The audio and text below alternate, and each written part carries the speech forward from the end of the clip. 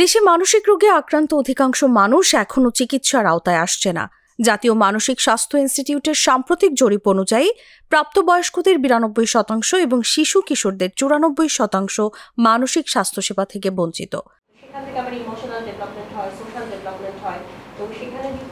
বৃহস্পতিবার রাজধানীর মধ্যবাড্ডায় জাগো নিউজ কার্যালয়ে আয়োজিত এক গোলটেবিল বৈঠকে এ তথ্য জানানো হয়। বিশ্ব মানসিক স্বাস্থ্য দিবস উপলক্ষে বিপর্যয় ও জরুরি অবস্থায় মানসিক স্বাস্থ্যসেবা শীর্ষক এই আলোচনায় সভাপতিত্ব করেন জাগো নিউজের সম্পাদক KM জিয়াউল হক। আমাদের একটি উদ্যোগ হচ্ছে পজিটিভ বাংলাদেশ উদ্যোগটার মাধ্যমে আমরা কিভাবে আরো বিভিন্ন সেক্টরে উন্নয়ন এবং অগ্রগতি সাধন করতে পারি সেই বিষয় নিয়ে আমরা নিয়মিতভাবে বিভিন্ন অনুষ্ঠান আয়োজন করি।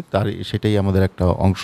মূল প্রবন্ধে জাতীয় মানসিক স্বাস্থ্য ইনস্টিটিউটের সহযোগী অধ্যাপক ডাক্তার মোহাম্মদ মুনতাসির মারুফ জানান, দেশের প্রায় 18.7% প্রাপ্তবয়স্ক মানসিক রোগে ভুগছেন, যার মধ্যে বিষণ্ণতা ও উদ্বেগের হার সবচেয়ে বেশি। তবু লোকলজ্জা, সামাজিক কুসংস্কার ও কলঙ্কের ভয়ে চিকিৎসা নেন না অধিকাংশ মানুষ। মানসিক রোগ মানেই পাগল, এ ধারণায় চিকিৎসা গ্রহণে বড় বাধা বলে জানান তিনি। মানসিক রোগের কারণ নিয়ে অনেক ধরনের ফ্যালাসি বা মিসকনসেপশন মানুষের মধ্যে রয়েছে। অনেকে এটাকে জিন ভূতের আঁচড় মনে করে, অনেকে মনে করে যে এটা পাপের কারণে হয়েছে, কেউ কালো জাদু করছে, সো চিকিৎসা নিয়ে আসলে কি হবে। এইসব ভুল ধারণা, স্টিগমা এবং অসচেতনতার কারণেই অনেকে আসলে চিকিৎসা নিতে যায় না। অবসরপ্রাপ্ত অধ্যাপক ডাক্তার নীলুফার আক্তার জাহান জানান, প্রাকৃতিক দুর্যোগ বা বড় দুর্ঘটনার পর প্রতি 5 জনে একজন মানসিক রোগে আক্রান্ত হন। দীর্ঘস্থায়ী মানসিক চাপ থেকে অনেকের মধ্যে post traumatic stress disorder PTSD দেখা দেয়। মানসিক রোগ ভেদে লক্ষণের ভিন্নতা থাকে। যেমন কেউ যদি অ্যাংজাইটি ডিসঅর্ডারে ভোগেন, তাহলে তার মধ্যে প্রধানত তিনি দুশ্চিন্তা, কাজে মনোযোগ নাই, বিরক্তিভাব, ঘুমের অসুবিধা, রাগ উঠে যাওয়া, এই ধরনের সিমটম নিয়ে অ্যাংজাইটি ডিসঅর্ডারের পেশেন্টরা প্রেজেন্ট করে থাকেন। শিশু কিশোর মনোরোগ বিশেষজ্ঞ ডাক্তার সাদিয়া আফরিন বলেন, প্রযুক্তি আসক্তি বর্তমানে শিশুদের মানসিক স্বাস্থ্যের বড় হুমকি। শিশুদের স্ক্রিন টাইম নিয়ন্ত্রণ, খেলাধুলা ও পারিবারিক সময় বাড়াতে অভিভাবকদের প্রতি আহ্বান জানান তিনি। বাচ্চাদের স্বাভাবিক গ্রো করা অথবা স্বাভাবিক একটা বৈশিষ্ট্য কিন্তু ওরা এক্সপ্লোর করতে খুব পছন্দ করে। তা আমি নতুন নতুন জিনিস, যেটা তার স্কিল বাড়বে, সেই সব জায়গায় যদি তাকে আমি অল্টারনেটিভলি ইনভলভ করতে পারি, তখন কিন্তু এই ডিভাইস আসক্তি হচ্ছে ধীরে ধীরে কমে যাবে, অথবা এটার মধ্যেই সে হয়তো আসবে না।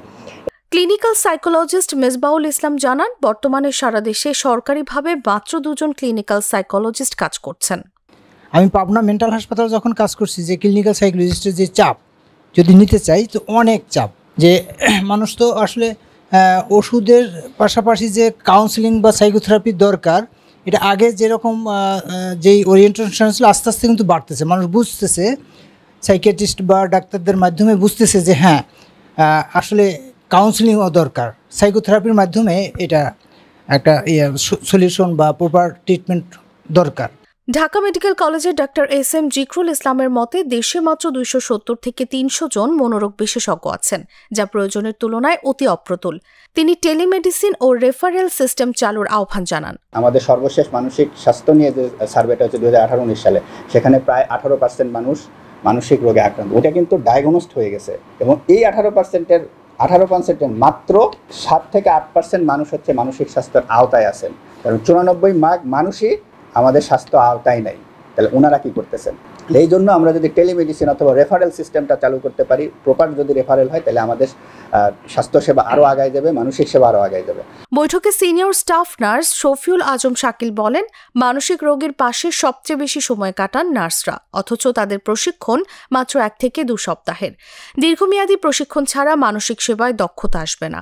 আমরা চাই যে যারা সম্প্রতি যে কোর্সগুলো চালু হয়েছে, ডিপ্লোমা ইন সাইকিয়াট্রিক নার্সিং এবং পাশাপাশি MSc যারা করছে সাইকিয়াট্রিক নার্সিংয়ের, এদের একটা স্বীকৃতি তৈরি হোক সাইকিয়াট্রিক নার্স হিসেবে, যাতে করে তাদেরকে যে কোনো জায়গায় পদায়ন না দেওয়া হয়, এবং যেখানে তাকে দেওয়া হয় সেখানে যাতে সাইকিয়াট্রিক এনভায়রনমেন্টটা থাকে, তাহলে তার যেই অর্জিত জ্ঞান সেটা সেখানে প্রয়োগ করতে পারবে।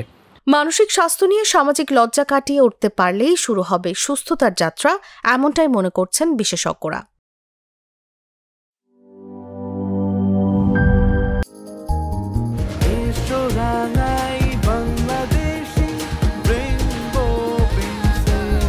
রেইনবো পেইন্টস, ছড়াও জীবনের রং।